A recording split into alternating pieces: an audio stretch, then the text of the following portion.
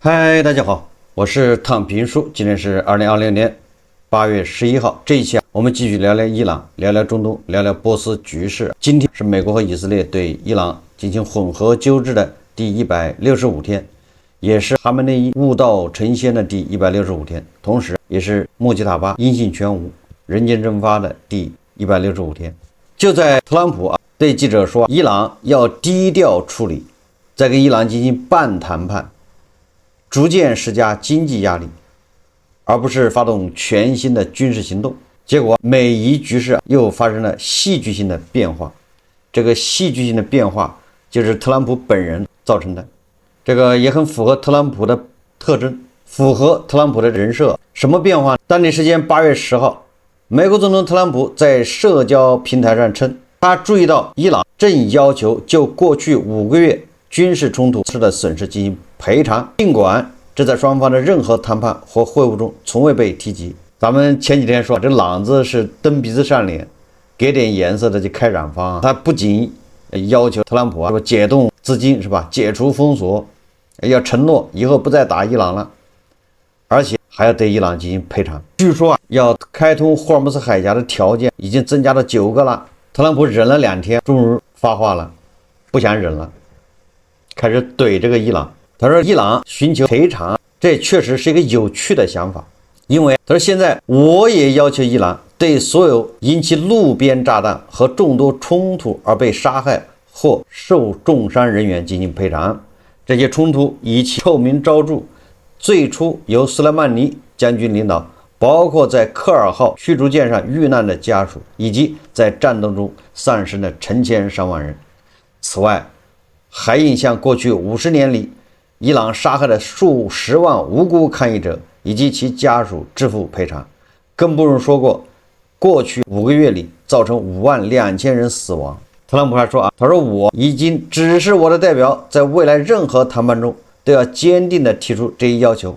此外说，关于伊朗的谈判，伊朗还应该对黎巴嫩、叙利亚、也门和加沙地区人民死亡、财产损失负责。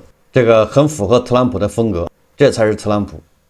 我们以前就说过了叫以流氓治流氓。这个毛拉政权狮子大开口，得寸进尺，特朗普让一步他要进一步，现在要特朗普赔偿，特朗普反过来要求伊朗赔偿。这个像极了这个毛拉说我要在霍尔木兹海峡收费，特朗普说你要收费，还不是我来收，你收我就收，我也来收。你看看，同样的赔偿也是，你让我赔偿我就让你赔偿。这个有点像双方打官司诉讼是吧？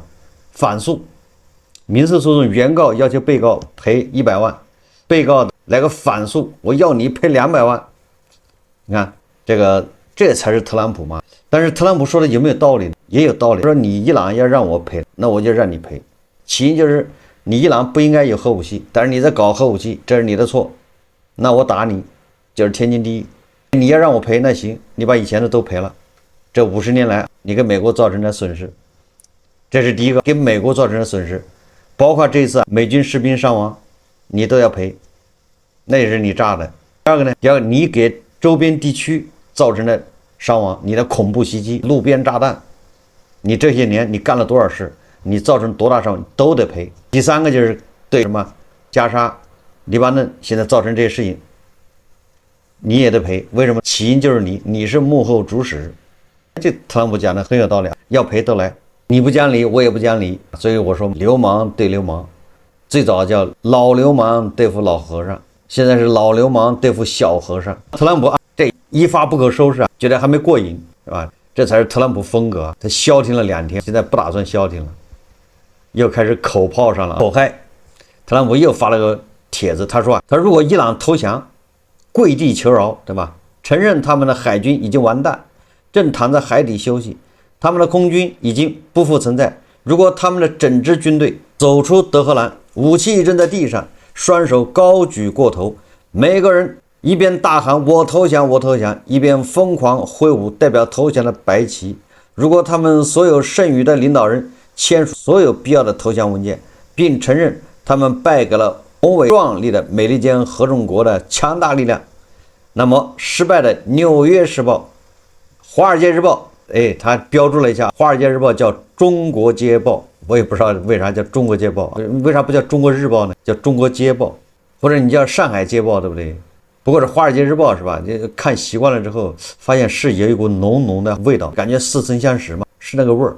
现已无轻重的美国有线电视新闻网以及所有其他假新闻媒体的成员，都会把头条写成伊朗对美利坚合众国取得了一场精妙绝伦、辉煌灿烂的胜利，而且差距悬殊，愚蠢民主党人和媒体已经完全迷失了方向，他们彻底疯了。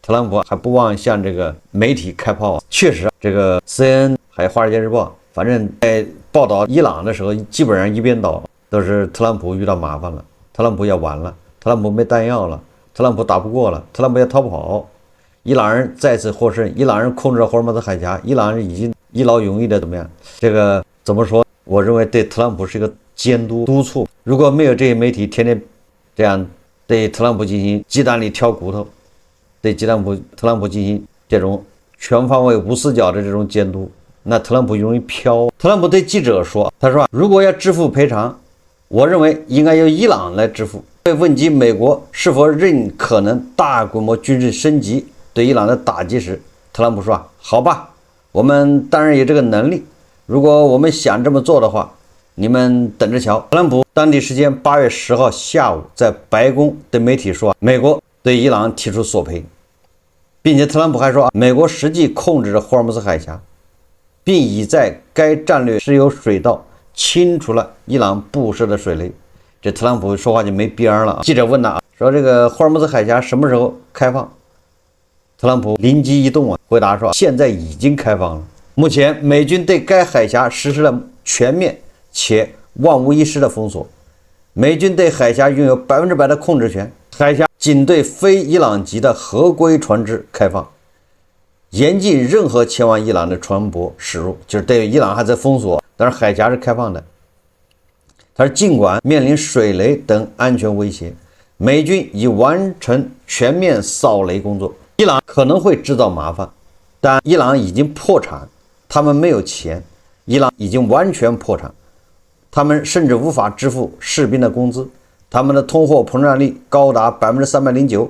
特朗普还表示，他已准备好等待伊朗经济困境加剧，放弃新一轮军事进攻，转而以经济战施压。海上封锁持续收紧，美军上周在海军封锁下又改道20艘商船远离伊朗港口，累计改道数量持续攀升，也就是想到伊朗的港口靠航停航的这些船只统统都得绕道。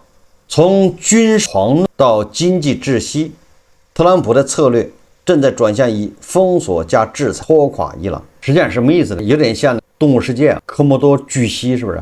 那玩意它口腔它的唾液里面都是毒素，是吧？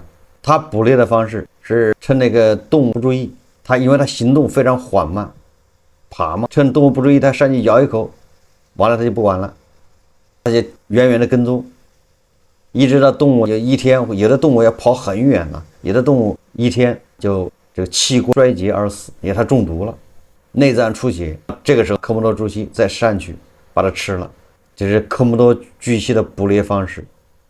我看特朗普有点像了啊，现在朗子经济就是体内大出血，那特朗普说我就等着你不行了我再上来，有点这个意思。特朗普认为现在伊朗经济濒临崩溃，通胀严重，甚至连军队和警察工资都发不出来，所以美国只需要躺着等赢，等着他自己衰竭。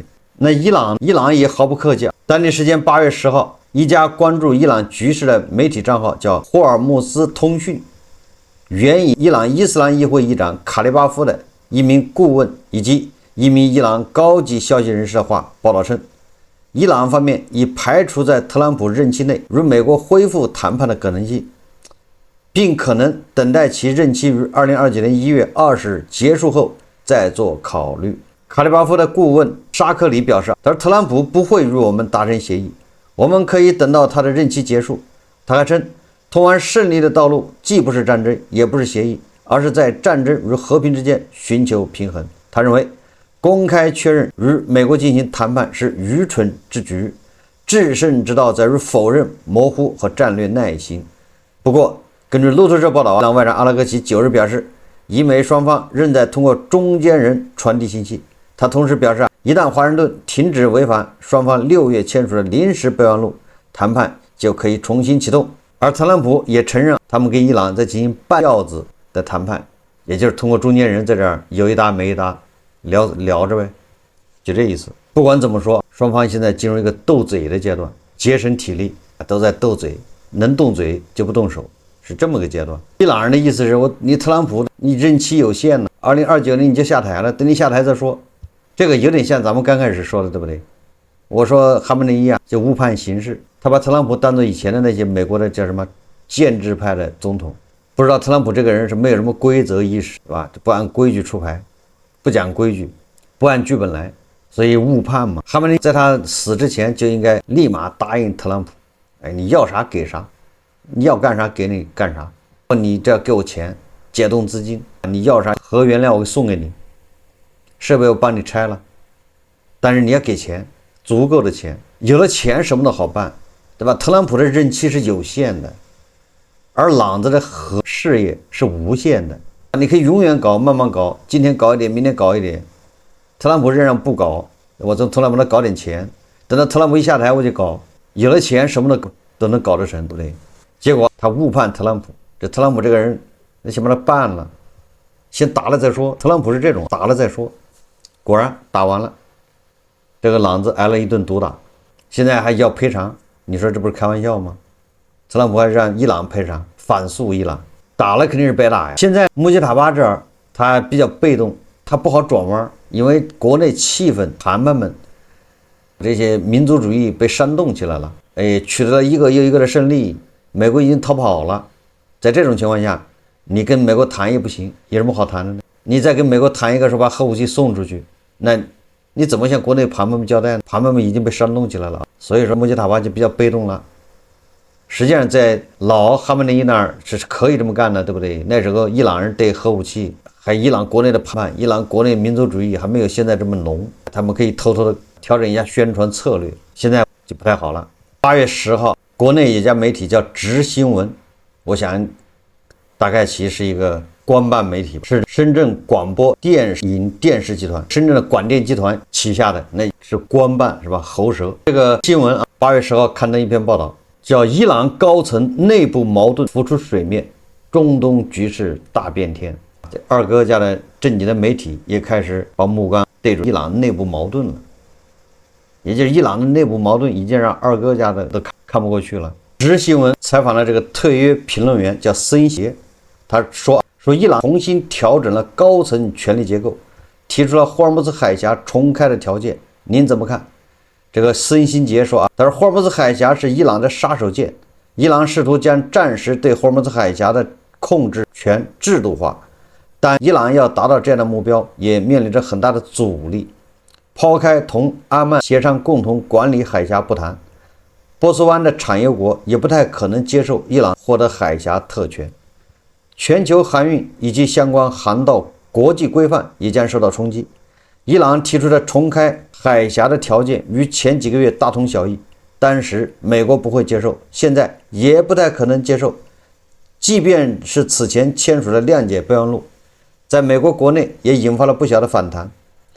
伊朗要求美国从伊朗周边撤军，无异于要求美国撤出中东。伊朗要求和条件也反映了伊朗对于当前局势的判断。伊朗认为在冲突中并不落下风。特朗普一次次大规模袭击的威胁并没有兑现，也让伊朗强硬派更加强硬。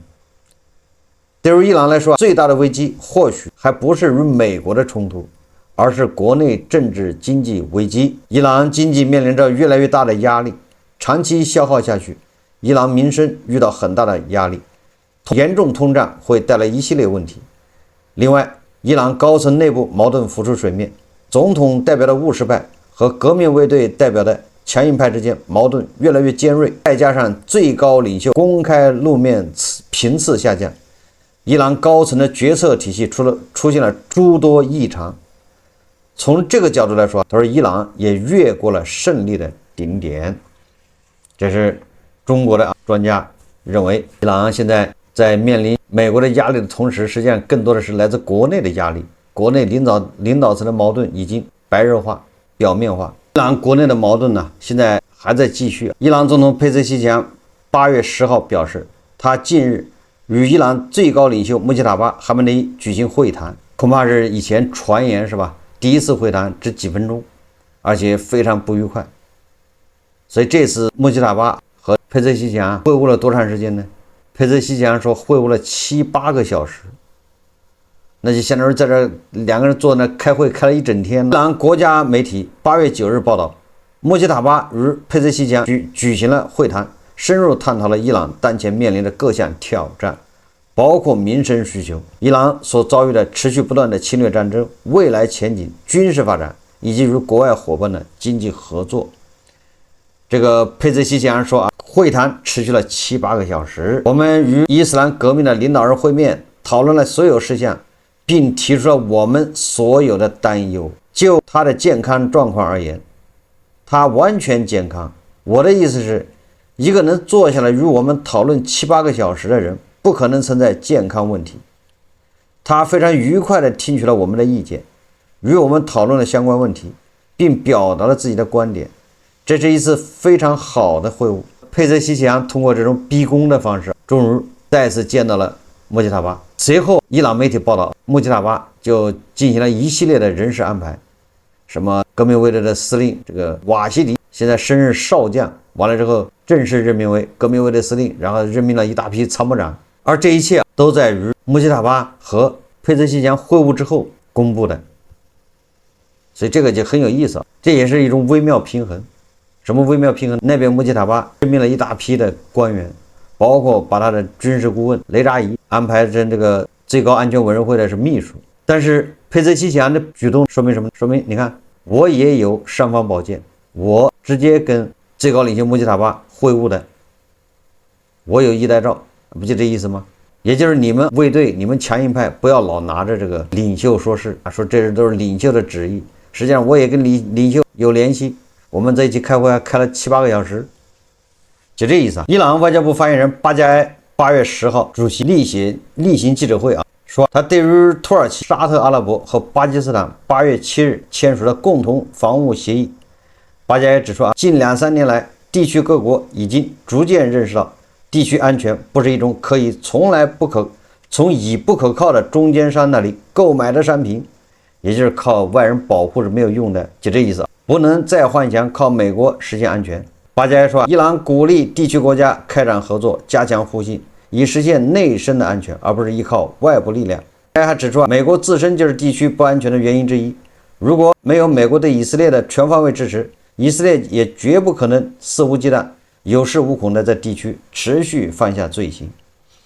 但是人家土耳其、沙特和巴基斯坦说了，人家不是针对以色列的目前的铁三角的中心就是伊朗人家没有要针对以色列。而伊朗现在还自我安慰说，这个协议它不是针对伊朗，针对谁？这一次和历史上多次成立这个在中东联盟不同，这是中东历史上第一次由主要逊尼派国家主动牵头，针对什叶派势力，尤其是伊朗，构建了区域性防御合作机制。大家也知道，这次沙特、土耳其、巴基斯坦之间的这种逊尼派国家签订一个共同防御协定。我们假设以色列对沙特有想法，或者对土耳其有想法，他出手要打土耳其，那是不可能，对不对？那土耳其还是北约国家，那你跟北约干呗。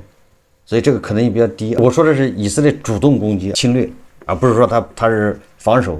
那以色列会主动攻击巴基斯坦吗？巴基斯坦可是有核武器，人家是光明正大，人家是国际社会承认的拥有核的国家。以色列可能有，这个咱不知道。有传言说以色列可能有核弹，当然我相信从技术上面，以色列拥有核弹这不是什么问题。但是它到底有没有，那是另外一个概念。我们假设以色列它有吧，它真要弄1个月或2个月，它就不弄出来了吗？这都不是问题。那现在说，如果以色列它主动进攻巴基斯坦，有什么好处呢？人家可是正经的有核国家，那双方谁也不能动谁。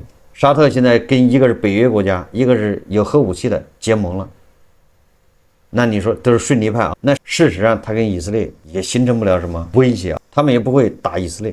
所以以色列实际上和逊尼派达成了某种微妙的平衡，微妙平衡实际上就是双方达成了某种程度就是一种和解。所以这个大家就能看出来，如果是阿拉伯世界逊尼派和以色列达成某种平衡和解，那剩下的压力就全在什叶派这儿。什叶派对逊尼派，这是世仇啊，这是他们内部教义这都多少千年的这个矛盾。那什叶派跟以色列那也是的，所以现在接下来现在逊尼派和解，逊尼派结成一个同盟，那你说谁最吃亏呢？就是什叶派，而什叶派就是伊朗、土耳其、沙特、巴基斯坦联盟的实质就是逊尼派首次构建成一个资金加技术加兵力加核威慑四位一体的综合防御体系，而矛头就是直指伊朗。所以伊朗人现在说这个不是针对我们的，那不过是自欺欺人，走夜路吹口哨，自己给自己赚的。所以我们反过来再说，在这种形势下，你说伊朗他会放弃核武器吗？什叶派只要是毛拉在台上，伊朗人他会放弃核武器吗？周边都有了，只有他没有。你看逊尼派有了核武器，通过巴基斯坦，那以色列肯定有，以色列分分钟就能造出来。以色列是如有和没有这随意切换，只有伊朗没有。那你说在这种格局下，对伊朗的强硬派来说，那他是必须勒紧裤腰带，怎么着他也搞出核武器。所以核武器是他不变的计划。那从这个角度来说，那特朗普怎么处理呢？所以我觉得唯一的办法就是要把这个毛拉给他解决掉，让什叶派跟逊尼派跟以色列不要那么对抗，变成大家一起团结，叫什么和平共处。伊朗继续奉行当前极端对抗路线，终将自取灭亡。他和正义联盟大哥是一模一样。这种体制大家有没有发现共同的特点？就是把周边邻居全部得罪。俄罗斯是把周边所有的邻居都得罪了吧？除了白俄罗斯没办法，剩下的都跟他为敌了，对吧？有办法的都离开俄罗斯控制，甚至有的直接就给俄罗斯来一刀。而朗子也一样的，朗子把所有的国家不都得罪了吗？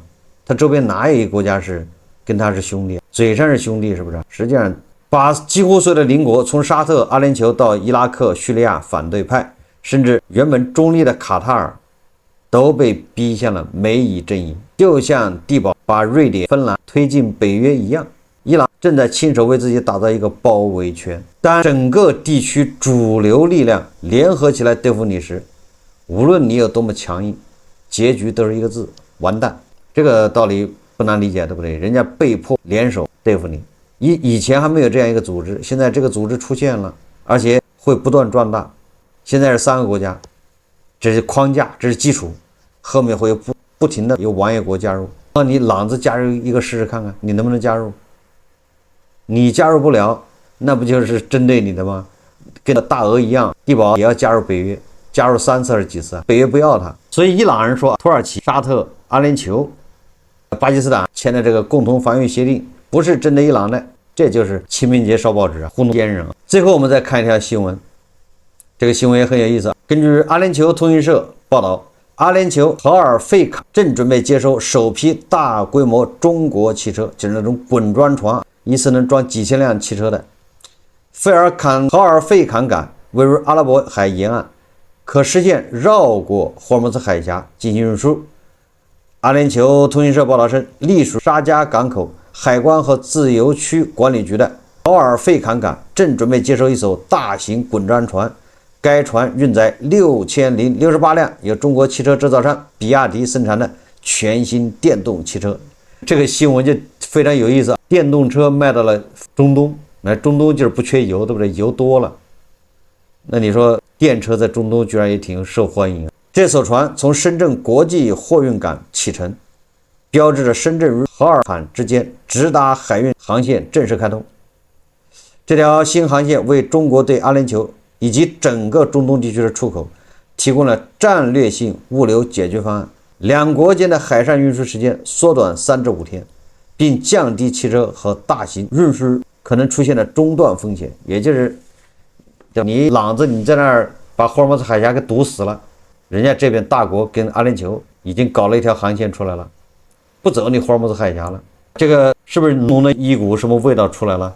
另外一条新闻说，中国在沙特要跟沙特人共建一条无人机生产线，好像就是生产翼龙啊，插大一体无人机。这个怎么说，对朗子也不是什么好消息。当地时间8月9日，以色列总理内塔尼亚胡在讲话中称，伊朗正在攻击该地区的所有国家，甚至包括该地区以外的国家，但只有一个国家没有被攻击，那就是以色列。对此，内塔尼亚胡认为，目前伊朗尚未对以色列发动攻击，虽然未来可能会，但为什么过了这么久，他仍未对我们下手？也就是伊朗打沙特、打卡塔尔、巴林、阿联酋，还伊拉克，他就是不敢去打那个以色列。为什么呢？